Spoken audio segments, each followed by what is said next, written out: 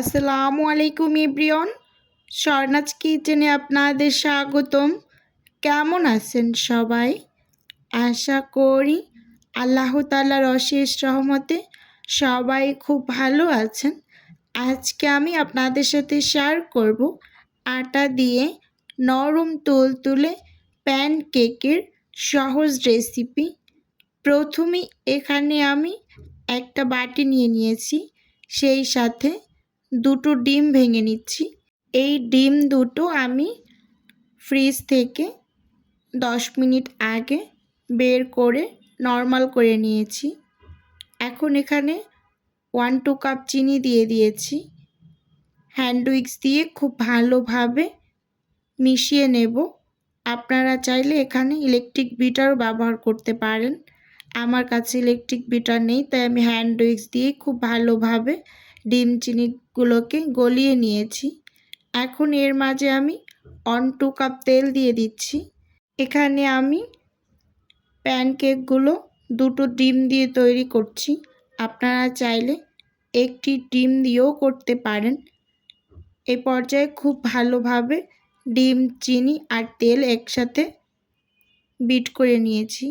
এখন এর মাঝে অ্যাড করে দিচ্ছি হাফ চামচের মতো ভ্যানিলা এসেন্স। এই ভ্যানিলা এসেন্সের খুব স্ট্রং ফ্লেভার, তাই আমি কম করে দিয়েছি। মূলত এর কাজ হচ্ছে ডিমের যে আষ্টে একটা গন্ধ থাকে সেটা দূর করা। এখন আমি শুকনো উপকরণগুলোকে দিয়ে দিচ্ছি।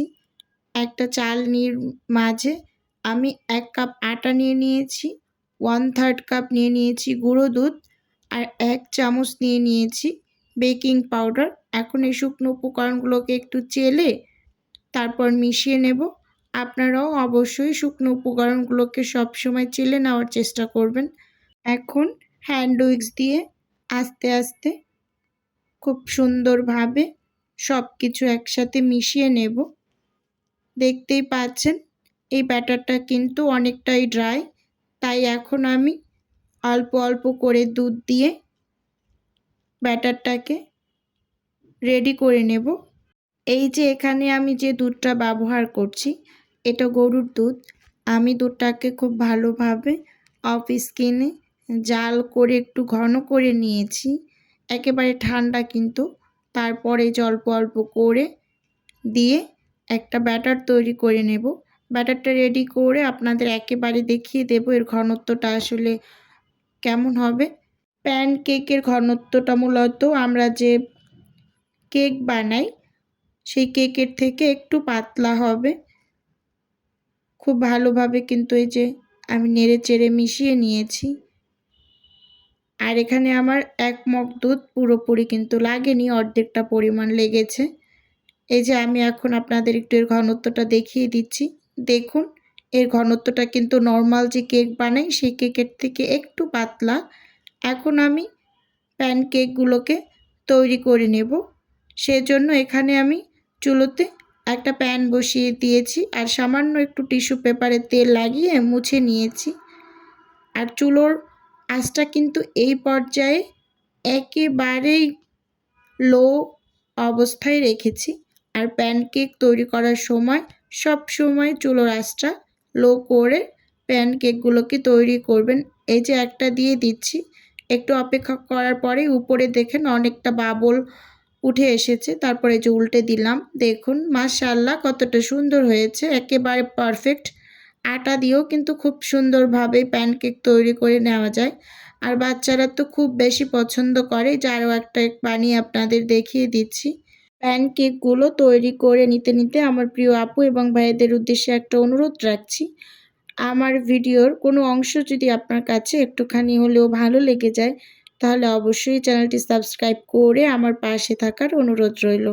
আর হ্যাঁ, ভিডিওর শুরুতে একটা লাইক দিয়ে ভিডিও দেখা কন্টিনিউ করবেন। এই যে দেখুন অনেকটা বাবুল উপরে উঠে আসার পর আমি কিন্তু এই যে উল্টে দিয়েছি। মাশাআল্লাহ এই প্যানকেকটাও কিন্তু খুব সুন্দর হয়েছে। এভাবে এক এক করে কিন্তু আমি সবগুলো প্যানকেকই তৈরি করে নিয়েছি। এই যে আপনাদের একটু দেখিয়ে দিচ্ছি, দেখুন একেবারে সবগুলো তৈরি করে নিয়েছি। মাশাআল্লাহ সবগুলোই খুব সুন্দর হয়েছে। আর খেতে তো ভীষণ ভালো হয়।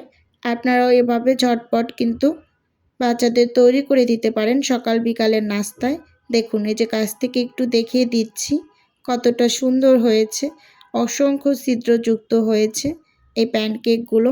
আটা দিয়েও কিন্তু খুব সুন্দরভাবে প্যানকেক তৈরি করে নেওয়া যায়, আর খেতে কিন্তু খুবই ভালো হয়। আর খুব সহজ একটা নাস্তা, একদম কম টাইম লাগে এটা তৈরি করতে।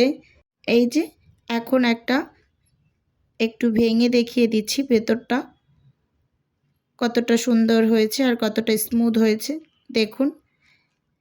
এই নাস্তাটা আপনারা খুব সহজভাবে বাচ্চাদের সকাল বিকালের নাস্তায় তৈরি করে দিতে পারেন। আজকের ভিডিও এ পর্যন্তই রাখছি। আল্লাহ হাফেজ। আসসালামু আলাইকুম।